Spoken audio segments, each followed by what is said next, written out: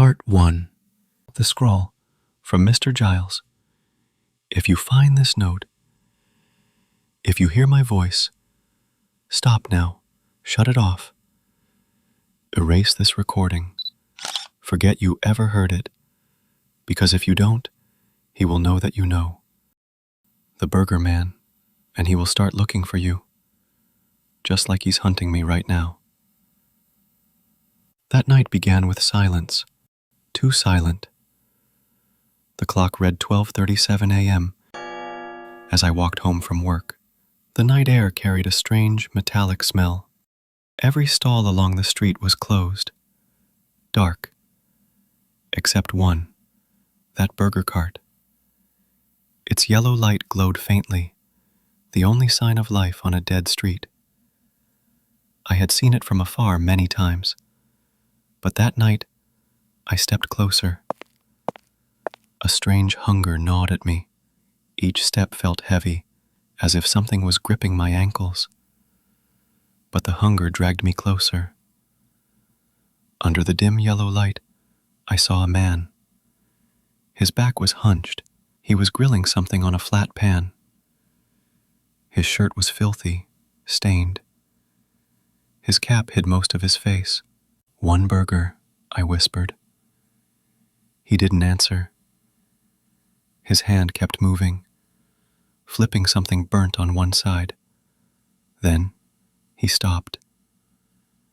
I could hear his breathing. Slow, heavy. He turned his head slightly. Only half his face was visible. He nodded slowly.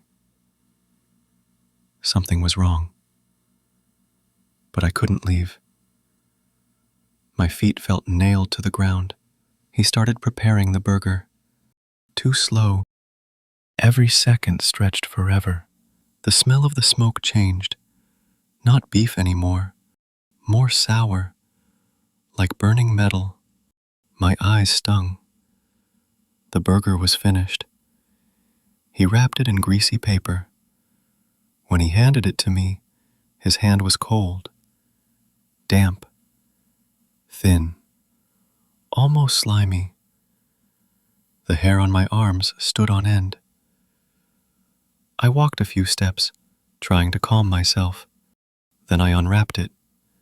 Inside the paper, there were faint scratches. I held it up to the street lamp. The words looked carved, as if with a nail. Just one bite. To join. I laughed nervously, trying to convince myself it was a joke. Then the air froze. Every sound vanished. No cars, no wind, only a silence so loud it hurt my ears. I turned. The man was staring at me now, his eyes hollow, predatory. His smile slowly widened, too wide. The cart's light flickered, then went out. The smell of burning meat grew stronger. My heart pounded. I dropped the burger and ran. My footsteps echoed on the empty street. I looked back. The cart was moving. Its wheels creaked, slow and steady. No one was pushing it. Its bulb lit again. This time, glowing red. I ran faster. The building stretched away. The light at the end of the street never came closer. My chest burned. My heart hammered in pain. In the store window, I saw my reflection, and behind it, the man's shadow, walking right behind me. I turned and saw nothing. I reached the corner. Under the last street lamp, the cart stood still, waiting for me. I saw my reflection in its greasy mirror, but the face staring back was smiling.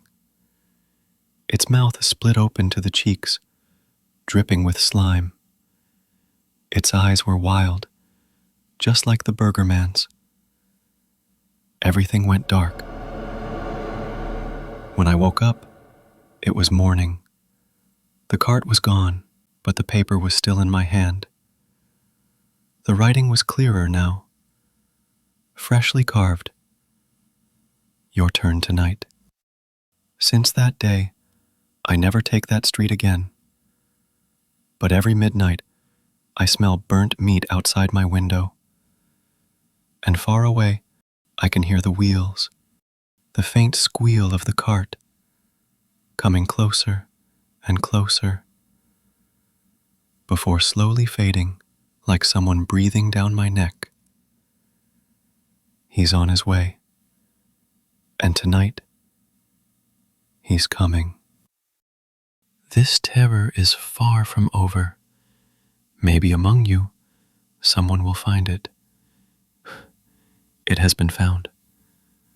Part 2. The Scrawl from Mr. Math. Hello, hello. Is anyone out there?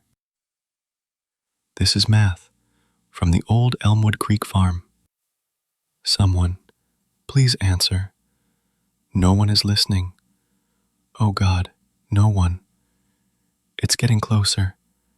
I can hear it. The wheels. Anyone who hears this, anyone, close your doors. Don't go out. Don't look at anything in. The rhythm of my life had always been set by the rumble of my old Ford diesel pickup. That evening, on my way home, the engine coughed and then died completely in the middle of a lonely dirt road. I clenched my fists and honked the horn hard, frustrated. What now? When I stepped out of the truck, the wind carried a sharp, sour smell, like rusted metal mixed with rancid fat. With a flashlight in hand, I checked around. No animal carcasses. Then my eyes caught something in the irrigation ditch of my field. An old burger cart, stuck sideways in the mud as if thrown there. Thin, foul-smelling smoke rose from its chimney. A sense of unease made me hurry. After finally restarting the engine, I floored it, trying to forget what I had seen. Once home, the atmosphere already felt wrong. My cows in the barn were mooing in panic, a fear I had never heard before. I grabbed my Winchester and rushed to the barn. The door was ajar, slightly damaged. Inside, my livestock huddled in the corner, trembling. On the wet straw floor were strange footprints. 3 deep lines, heavy, dragging steps. Suddenly, the creak of wheels from outside. Slow, steady, coming from the direction of the house. I ran back inside, locking the door behind me just as the storm rolled in. Thunder roared. The lights went out. I peeked from behind the curtains. The burger cart now stood in the yard, its yellow light flickering through the pouring rain. Its steps sounded squeaky, like a scream. Heavy footsteps, the sound of 3 legs, moving through the mud around the house. Panic gripped me. I ran to the radio room, twisting the knobs with trembling hands, broadcasting a last warning into the silence. I realized the power was out. My heart pounded. The front door was hammered violently. The old wood groaned. Crack! The door splintered. I turned, raising my rifle. In the doorway stood a tall, hunched creature. A 3rd leg, moving in unnatural, jerky steps, terrifying. In its long hand, a burger released thin black smoke. I fired, once, twice. No bullets came out. The creature stepped in, heavy, cornering me against the wall. Cold hands gripped my jaw, forcing me to open my mouth. The hellish burger was pushed in. One bite. Pain shattered my bones, reshaping me from the inside. My consciousness faded, replaced by an eternal hunger and the loss of control over my body. Everything dark, silent, trapped in the darkness. Months later, a family car broke down on Elmwood Creek Dirt Road. When the father stepped out, his daughter pointed into the distance. "Dad, look! There's a light." At the edge of the cornfield, the old burger cart stood, its lamp glowing warmly. Behind the cart were two figures, one tall and skinny, the other short and stocky, moving with heavy, jerky steps. The stocky figure raised its hand, gesturing an invitation.